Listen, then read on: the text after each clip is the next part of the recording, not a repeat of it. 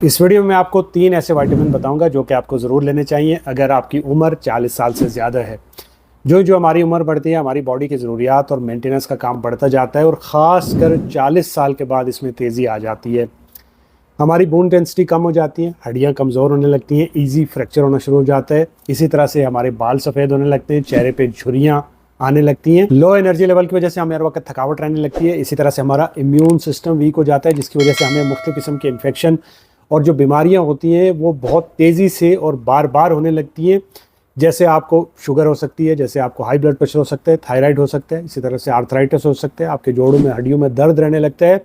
तो 40 साल की उम्र के बाद इन तमाम चैलेंजेस का सामना करने के लिए आप 3 विटामिन की हेल्प ले सकते हैं जो कि बहुत आसानी से आपको हर जगह पे अवेलेबल हैं।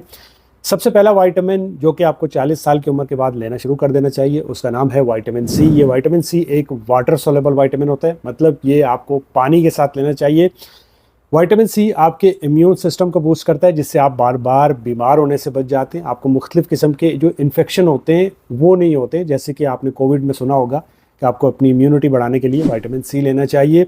इसी तरह से विटामिन सी आपकी बॉडी को फ्री रेडिकल की वजह से जो ऑक्सीडेटिव डैमेज हो रहा होता है जिसकी वजह से आपकी प्री मैच्योर एजिंग हो रही होती है, मतलब आप वक्त से पहले तेज़ी से बूढ़ा होना शुरू हो जाते हैं, ये उस डैमेज को कम करता है जिसकी वजह से आपकी बुढ़ापे की जो रफ्तार है उसमें कमी आती है।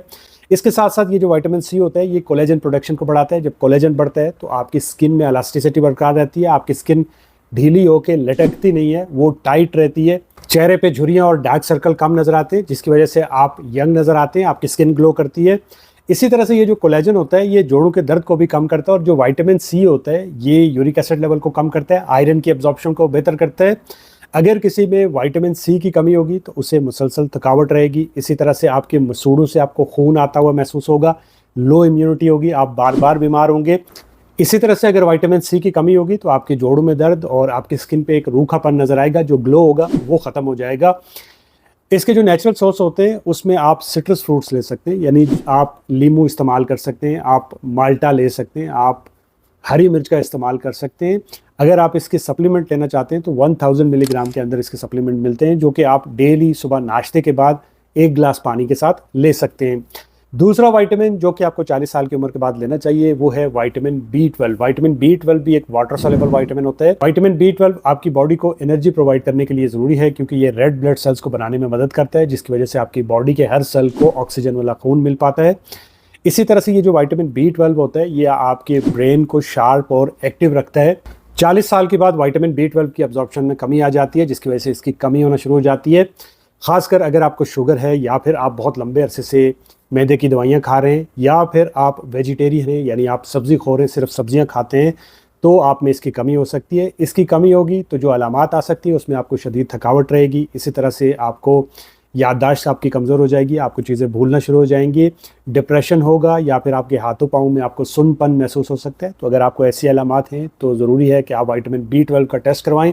अगर आपको कमी होती है तो आपका डॉक्टर आपको विटामिन B12 के सप्लीमेंट या फिर मेथोकोबाल जो इंजेक्शन होते हैं वो भी अगर एब्जॉर्ब नहीं हो रहा है विटामिन B12 तो वो आपको इंजेक्शन दे सकता है मेंटेनेंस के तौर पे। या फिर अगर आपको शुगर है तो आप बहुत एक सस्ती टेबलेट ले सकते हैं जिसका नाम नैरोबियान है। इसके नेचुरल सोर्स में आप अंडे खा सकते हैं, आप चिकन ले सकते हैं, आप मीट ले सकते हैं, आप फिश ले सकते हैं।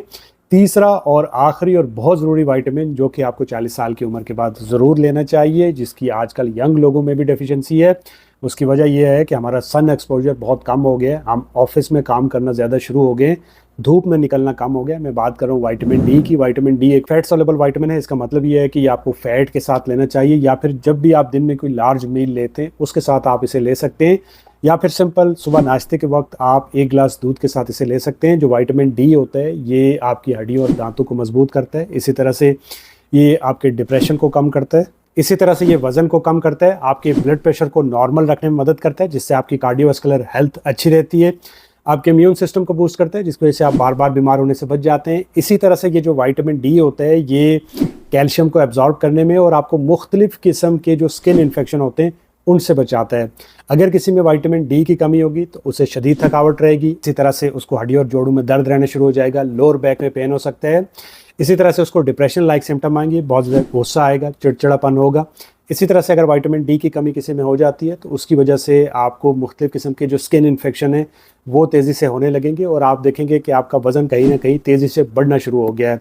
अगर आपको ये सिम्टम है तो आप विटामिन डी का टेस्ट करवा सकते हैं। अगर आप में विटामिन डी की डेफिशिएंसी होती है तो फिर आपका डॉक्टर जो है वो विटामिन डी के सप्लीमेंट या फिर जो इंजेक्शन होते हैं, अगर एब्जॉर्ब नहीं हो रहा तो वो आपको दे सकता है। और अगर आपके विटामिन डी लेवल 30 से ज़्यादा हैं तो आप इसकी मेंटेनेंस डोज यानी आप 1000 से 2000 इंटरनेशनल यूनिट 6 से 8 हफ्ते के लिए ले सकते हैं, या फिर आप कॉड लिवर ऑयल के सप्लीमेंट भी ले सकते हैं। अगर हम इसके नेचुरल सोर्स की बात करें तो आप सनलाइट में 10 से 15 मिनट डेली बैठ सकते हैं। इसके अलावा आप फैटी फिश खा सकते हैं, आप ऑर्गन मीट ले सकते हैं, या फिर आप अंडे ले सकते हैं, आप दूध ले सकते हैं, आप चीज़ ले सकते हैं। तो ये थे 3 विटामिन जो कि आपको 40 साल की उम्र के बाद जिन पे आपको नज़र रखनी चाहिए और इनकी मेंटेनेंस डोज लेनी चाहिए ताकि आप एक सेहतमंद ज़िंदगी गुजार सकें। इन तमाम विटामिन्स पे और इनके टेस्ट पे हमारा ऑलरेडी वीडियो मौजूद है, आप वो जाके देख सकते हैं। दुआ में याद रखिएगा। वीडियो अच्छे लगे तो लाइक, कमेंट, शेयर, सब्सक्राइब। अल्लाह हाफ़िज़।